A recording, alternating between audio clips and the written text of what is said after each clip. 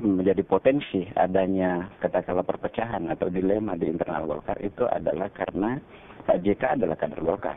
Sementara Golkar, instruksi partai DPP itu adalah mendukung kader partai lain. Sekiranya di pasangan, misalkan Prabowo berpasangan dengan Abu Rizal, itu mungkin akan lain ceritanya. Tetapi Prabowo adalah kader Gerindra, maksudnya orang Gerindra, lalu kemudian Pak Hatta Rajasa adalah orang PAN. Sementara Golkar di situ, apalagi sebenarnya Golkar itu di injury time baru bergabung.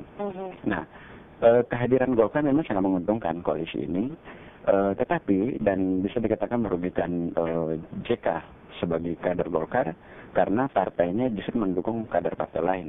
Nah, inilah yang menjadi alasan-alasan dari orang-orang seperti Pak Luhut, Pak Panjaitan dan lain sebagainya. Oke, baiklah Pak Makbul mengingat bahwa sekali lagi pemilihan presiden ini bisa dikatakan memang bukan kepentingan dari politik sendiri secara garis besar seperti itu, tetapi biasanya personal karena ini memilih presiden dan siapa yang akan menjadi orang korumsat yang ada di Indonesia. Pak Makbul akan menanggapi dan juga Pak Firdaus sesuai jeda pariwara berikut ini. Saudara pastikan Anda tetap bersama kami hanya di Kompas sore.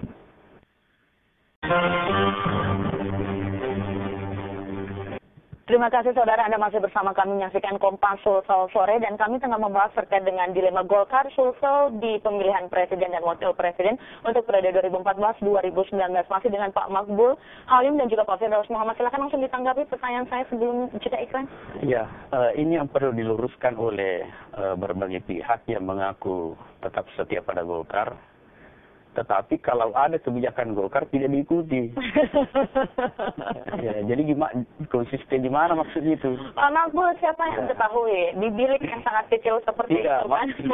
Tidak, apa yang akan terjadi? Maksud saya, kan ada banyak orang termasuk Pak JK mengatakan bahwa saya ini kader setia partai Golkar. Kalau setia pada Golkar ya ikuti kebijakan Golkar. Ada kebijakan Golkar tapi tidak menguntungkan dirinya tidak diikuti. Nah itu yang jadi masalah. Nah, kalau orang Golkar semua konsisten dengan kebijakan Golkar, tidak ada masalah. Yang jadi masalah karena ada orang Golkar yang mungkin tidak terakomodir kepentingannya di partai, ya lalu kemudian meninggalkan Golkar. Seperti Pak JK ini kan meninggalkan Golkar. Sudah jelas kebijakannya Golkar. Tapi ya dia memilih ke jalur lain. Berarti Pak JK yang tinggalkan Golkar. Pak Firdaus, Pak JK yang meninggalkan Golkar. Tanggapan Anda? Ya itu bahasa Pak Makbul. Dan kalau kita memang melihat garis partai, ya Golkar lebih awal meninggalkan Pak JK. Nah, jadi salah itu salah. Pernah.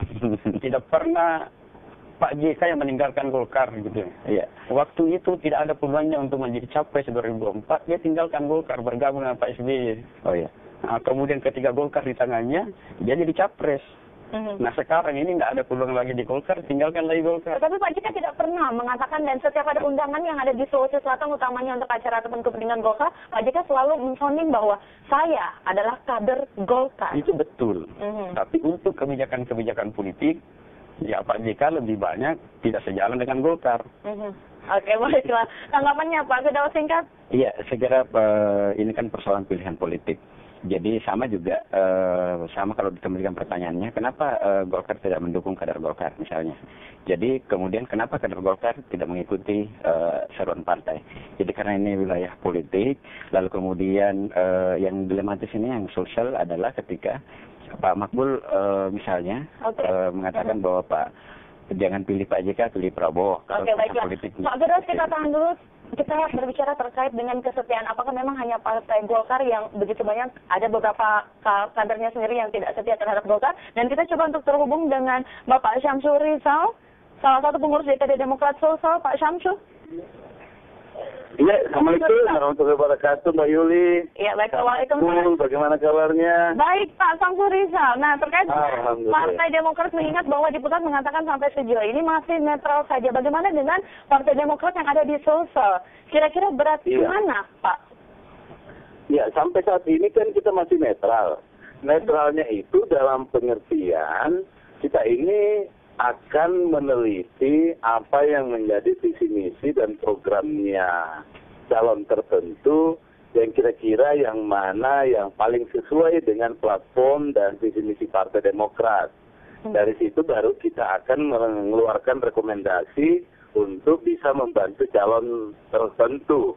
atau bahkan bisa jadi sebelum pemilihan itu kita akan mengeluarkan keputusan politik yang lain.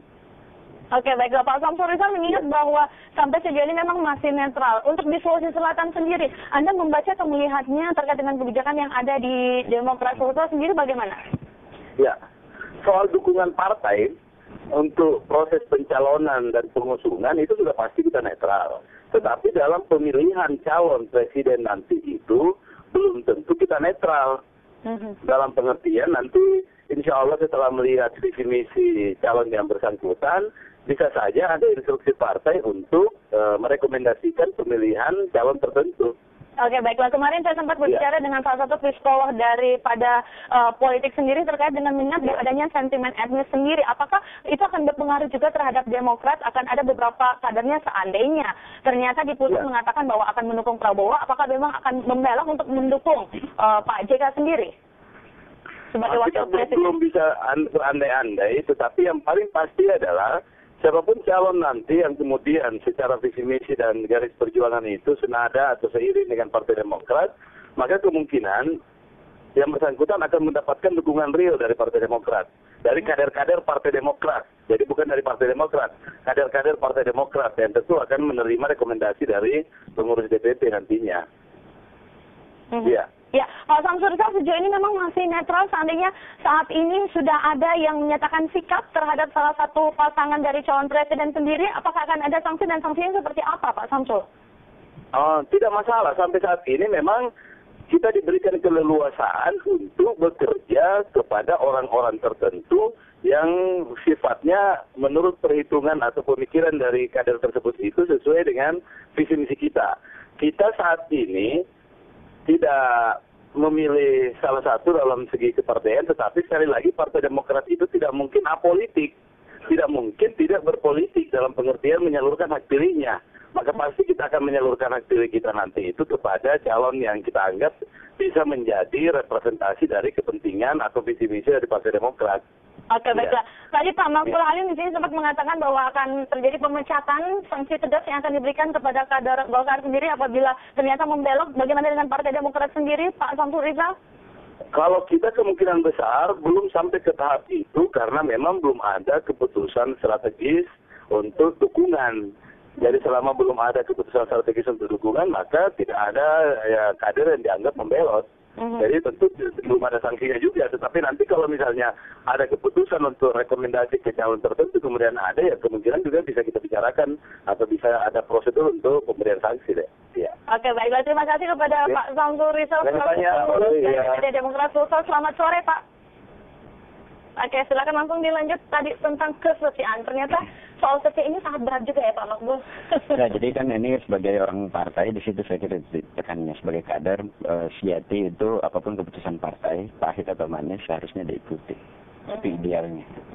Jadi pahit ataupun juga manis harusnya memang diikuti sesuai dengan aturan main seperti itu ya Pak Makbul. Iya kan memang begitu aturan di partai kan. Artinya kalau ada 10 orang di partai dan partai hanya melanjutkan menjadi kebijakan kepentingan orang-orang, ya tidak mungkinlah partai mempunyai kebijakan untuk satu hal sebanyak 10 kebijakan, kan tidak mungkin.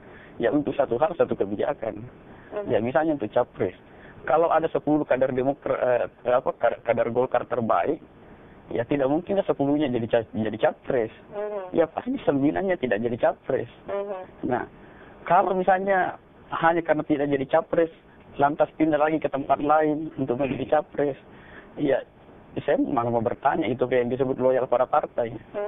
Tetapi bisa dikatakan seperti ini, tentunya apabila memang masyarakat bisa dikatakan memberikan dukungan yang banyak, tidak melalui partai seperti itu, untuk memberikan yang terbaik kepada bangsanya sendiri, sebagai salah satu tokoh elit ada di Sulawesi Selatan, lihat bahwa jasa JK sendiri bisa dikatakan begitu besar, mengingat bahwa ada beberapa kebijakan yang telah dikeluarkan sendiri ataupun dijalankan selama menjadi wakil presiden, tentunya sangat bermanfaat, khususnya bagian Indonesia Timur, Pak Mahbul. Ini yang saya mau jelaskan. Semua orang berjuang untuk menggolkan kepentingannya di Partai Golkar. Ternyata kan Pak JK tidak mampu menggolkan kepentingannya di Golkar. Akhirnya dia menjadi cawapres di tempat lain. Ya, dan Pak Abu Rizal saja, menurut saya juga tidak sampai bisa tidak mampu untuk memenuhi hasrat politiknya untuk menjadi capres maupun jadi cawapres. Dan sekarang malah tidak ada, ya kan? Karena Golkar tidak menjadi pemenang dalam pileg kemarin ya Pak? Ya, kita kan pemenang kedua. Pemenang kedua, tetapi pemenang pertama kalau disulsel. Ya, kita kan pemenang kedua di secara nasional. Nah, itulah yang saya maksudkan tadi, bahwa mestinya semua orang itu memperjuangkan kepentingannya di partai. Kalau misalnya di Golkar, semua orang memperjuangkan kepentingannya di partai Golkar, tetapi mengikuti aturan main. Aturan mainnya itu adalah, ya, kalau kepentingannya tidak terpenuhi oleh proses politik yang ada di internal partai, ya harus diterima dengan legowo. Ya, itu yang saya maksud, bahwa ada banyak orang di Partai Golkar yang tidak terpenuhi kepentingannya, tapi tidak meninggalkan Golkar. Tapi tetap stay di Golkar, seperti itu. Menunggu lagi kesempatan berikutnya.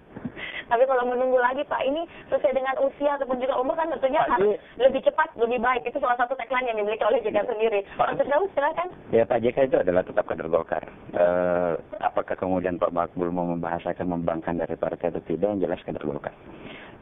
Kemudian soal kepentingan itu saya kira juga Pak JK sebenarnya tidak lagi berpikir untuk partai semata, tetapi mungkin untuk lebih kepada visi kebangsaannya. Itu yang kita lihat. Nah, yang menarik tadi dari Pak Dengical ini adalah Samsuri Rizal adalah bisa jadi juga beliau juga kena sanksi partai ketika nanti partainya menyatakan netral, tapi Pak Samsuri Rizal itu justru maju melalui jalur PMI, Palang Merah Indonesia, karena ketua umum pusat adalah Pak JK dan ketua di Makassar adalah Pak Samsuri Rizal. Bisa saja lewat pintu itu kemudian berjuang untuk JK, dan itu bisa kena semprit dari partainya karena partai tidak membenarkan untuk secara terang-terangan mendukung siapa, karena belum ada keputusan partai, termasuk secara personal dengan jalur apapun, tapi Pak Samsuri Rizal adalah kader partai. Nah, begitu juga di Golkar. Sebenarnya menjadi persoalan adalah ketika Pak Luhut itu di TPS nanti memilih Pak Jokowi JK dengan alasan Pak JK adalah kader partai, itu sebenarnya tidak masalah. Yang masalah adalah ketika melakukan konferensi pers, menyatakan ke publik, dan itu menunjukkan artinya apa, melawan kepada Golkar. Nah, itulah yang kemudian disayangkan oleh Pak Akbar Tanjung. Kenapa setelah ada keputusan Rapimnas dan tidak diikuti. Nah, itu tadi, pahit dan manisnya seorang kader mestinya mengikuti partai. Tetapi ini kan pemilihan presiden, pemilihan tokoh, sebenarnya bukan pemilihan partai. Partai menjadi kendaraan, dan sekarang ini apakah partai-partai itu bisa maksimal mendorong figur-figur yang dicalonkan. Misalnya Golkar, apakah bisa maksimal Golkar di Sumsel ketika yang diajukan itu adalah kader partai lain? Nah, ini kan yang kita dengar itu ada deal politik yang sudah terbangun. Nah, bagaimana Pak Makbul menanggapinya? Apakah bisa maksimal dari mesin Partai Golkar sendiri untuk memenangkan capres sendiri dari partai yang lainnya? Memajukan kader partai lain. Kan sudah dijawab Pak Firdaus tadi, bahwa ini kan pemilihan figur. Ya, berarti ya figur sendiri yang menentukan. Dia bisa maksimal atau tidak. Tentunya harus ada sikap dari Partai Golkar sendiri, khususnya yang ada di Sulawesi Selatan. Ingat bahwa sekali lagi, Pak JK ini merupakan salah satu tokoh Golkar tentu bekerja untuk Prabowo Hatta. Secara maksimal. Iya, sampai semaksimalnya. Ya. Tetapi bahwa apakah efektif atau menghasilkan kemenangan sangat tergantung dari figurnya. Ya, itulah tadi Pak Firdaus, kenapa Pak Firdaus pisahkan bahwa ini bukan pemilihan partai, ini pemilihan calon presiden. Jadi sangat tergantung dari figurnya. Kalau Golkar sendiri ya itu dengan sendirinya berjalan karena sudah menjadi keputusan partai. Baiklah. Yang kita bersama-sama putuskan di Jakarta, di Jakarta Convention Center. Oke, baiklah. Pak Firdaus sendiri selaku pengamat politik, bagaimana Anda menilai ataupun ada gambaran terkait dengan bagaimana nanti masyarakat yang ada di Sulawesi Selatan terhadap adanya dua calon presiden ini sendiri?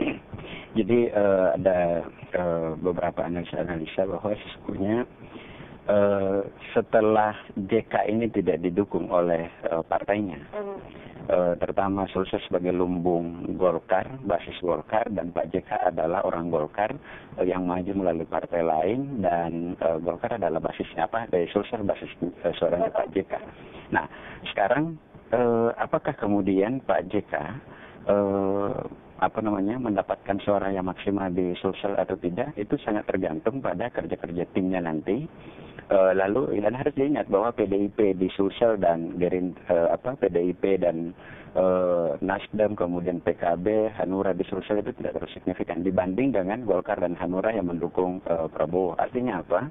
Kalau mesin Golkar ini jalan secara maksimal didukung oleh Gerindra berikut dengan PAN, maka itu bisa mengembosi Pak JK di Sulsel.